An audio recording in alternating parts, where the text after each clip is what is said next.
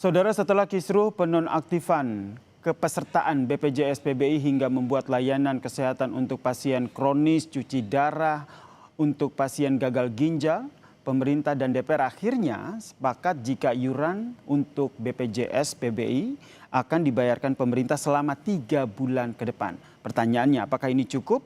Kita bahas bersama dengan Bang Tony Richard Samosir selaku Ketua Umum Komunitas Pasien Cuci Darah dan juga Wakil Ketua Komisi 9 DPR, Bu Nihayatul Wafiroh yang telah bergabung bersama kami di Kompas Petang. Selamat sore semuanya.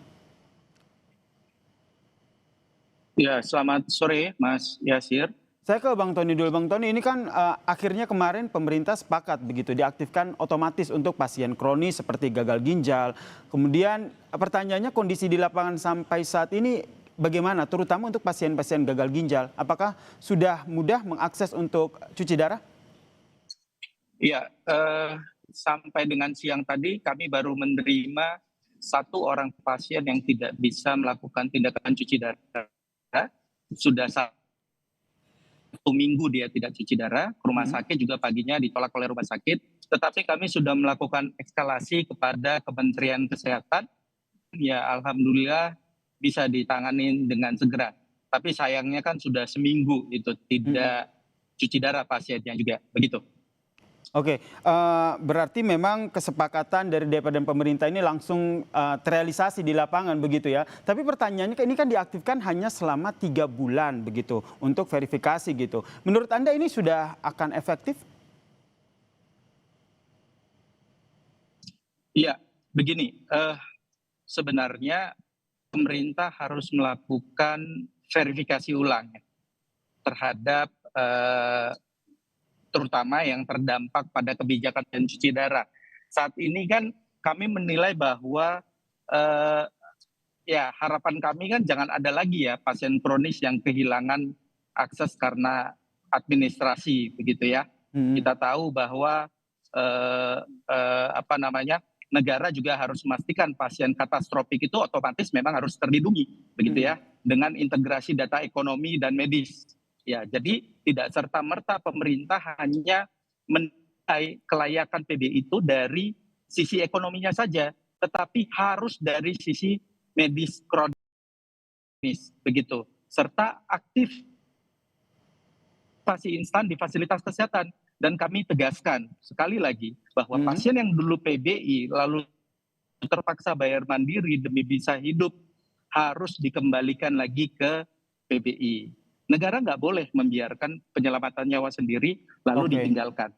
Ini yang menjadi persoalan. Apakah nanti yang 3 bulan yang dibayar tadi ya di atas kertas sih baik-baik saja, tapi jangan sampai kemudian kita ribut lagi nih, ya. Butuh kepastian juga, kepastian hukum bahwa ini pasien kan was-was ya, mengalami ketakutan ini. Ini benar nggak pemerintah niat membantu ini masyarakat miskin ini?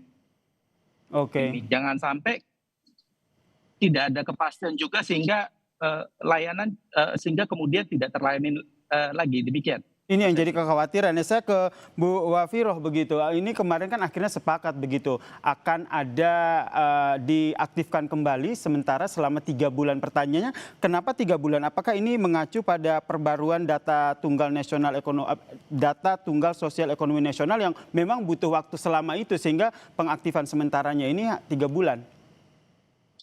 Terima kasih. Jadi ini sama dengan selaras yang disampaikan oleh Pak Tony tadi tentang ini butuh verifikasi. Jadi kemarin sebenarnya untuk pasien katastrofik ini Kementerian Sosial sudah mengaktifkan secara otomatis 106.000 pasien. Memang ada perbedaan data antara Kementerian Kesehatan sama Kementerian Sosial karena menurut Kementerian Sosial 120.000 itu data Kementerian Kesehatan dan BPJS dan 106.000 itu data dari Kementerian Sosial. Yang data Kementerian Sosial itu data terbaru karena sudah dikurangi oleh pasien yang sudah meninggal.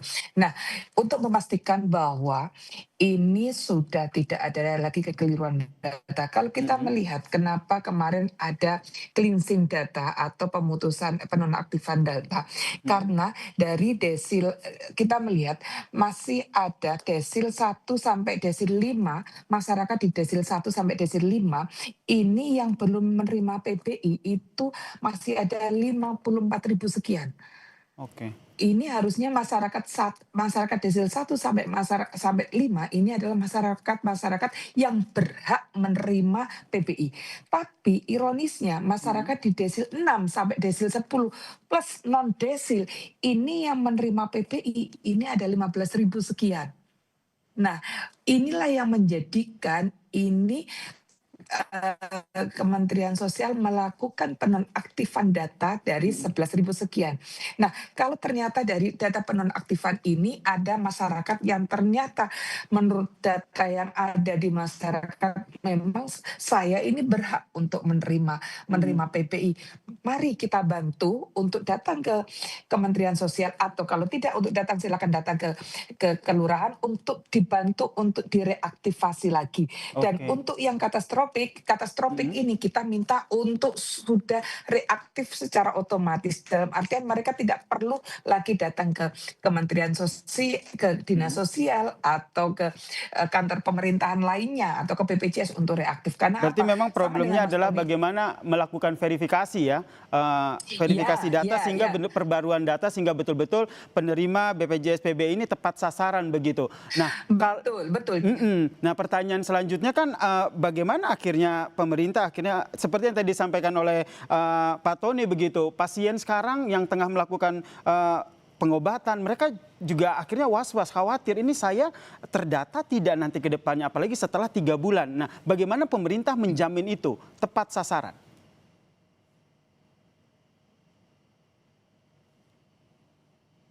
Bu Wafiro?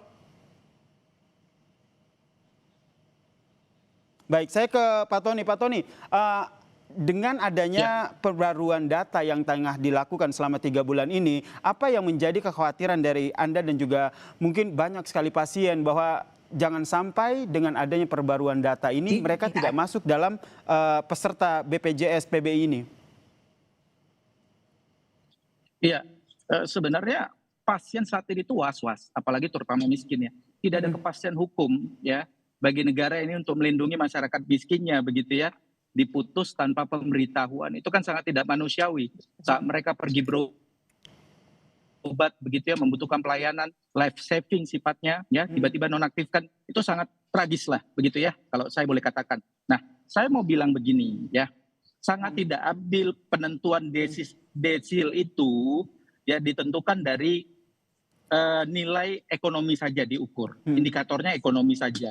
Tetapi harus dengan medis kronis begitu. Saya mau tanya dulu kepada pemerintah, memang ada pasien cuci darah yang bisa kaya lagi? Itu dilakukan seumur hidup loh, terus menerus loh, berbiaya mahal. Justru mereka ini kan rentan miskin.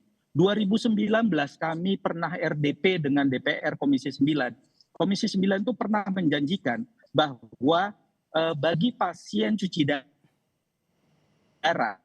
ya akan dibuat ke PBI begitu, diintegrasikan ke PBI. Kenapa diintegrasi? Karena memang nggak bisa kaya lagi, mereka tuh rentan miskin. Oke, Nggak mereka adil masuk ya. dalam Kalau rentan miskin Anda begitu gaji ya, 2 dalam juta, kategori medis saya kronis gaji ini 2 ya. juta. Saya Oh ke iya, Bu Nini. Bu iya Nini, dong, biayanya kan biaya hidupnya kan justru besar. oke, harapannya indikator dalam penerima BPJS PBI ini tidak hanya berdasarkan kemiskinan saja, tapi ada tadi medis kronis yang juga perlu Iya, dipertimbangkan. Ini juga masuk dalam bukan hanya kriterianya, motor saja. Bu Wafiro? Iya, terima kasih. Mohon maaf tadi saya sedang di luar kota jadi agak terputus. Jadi saya sepakat dengan Mas Tony. Kemarin juga kita mendapatkan diskusi seperti itu. Jadi seluruh masyarakat yang ada menderita penyakit katastrofik ini otomatis semuanya masuk PBI. Ada Oke. diskusi itu dan sedang kita perjuangkan seperti itu. Jadi saya sepakat bahwa yang namanya desil ini bukan persoalan dari tingkat ekonomi fisik sosial ekonomi saja, tapi soal medis kronis. Dan ini sedang kita perjuangkan itu karena memang tidak mudah untuk tidak mudah untuk masyarakat ini untuk dengan biaya cukup tinggi untuk cuci darah, apalagi talasemia ini juga mahal sekali talasemia ini. Nah, jadi memang sedang kita usahakan bagaimana masyarakat yang jumlahnya sekarang itu sekitar 106.000 masyarakat yang penderita katastropik. Bahkan kalau yang kita diskusikan di Komisi 9 kemarin tanggal 15 Juli tahun 2025 ini dengan kementerian terkait bukan hanya masyarakat dengan katastropik tapi juga masyarakat rentan, disabilitas, orang Oke. tua, ibu melahirkan dan anak-anak. Berarti memang Ini indikatornya juga tidak hanya sosial ekonomi ya, Bu Wafiro? betul, jangan sampai Betul. Nah ini yang harus kita mengurangi. kita dudukan bersama bahwa indikatornya itu bermacam-macam, tidak hanya sosial ekonomi tapi juga salah satunya ada medis kronis yang seperti yang tadi Iya, disampaikan iya, Pak Tony, kekhawatirannya iya, itu. iya. Kita nantikan bersama Iya. ya nanti setelah 3 bulan ini pemutahiran datanya seperti apa dan harapan kita bersama BPJS PBI ini tepat sasaran. Terima kasih Pak Tony, terima kasih Bu Wafiro telah berbagi Terima kasih, informasinya di Bu Kompas Wafiro. Petang. Terima Salam sehat. kasih. Terima kasih Pak Tony, terima kasih. Terima kasih.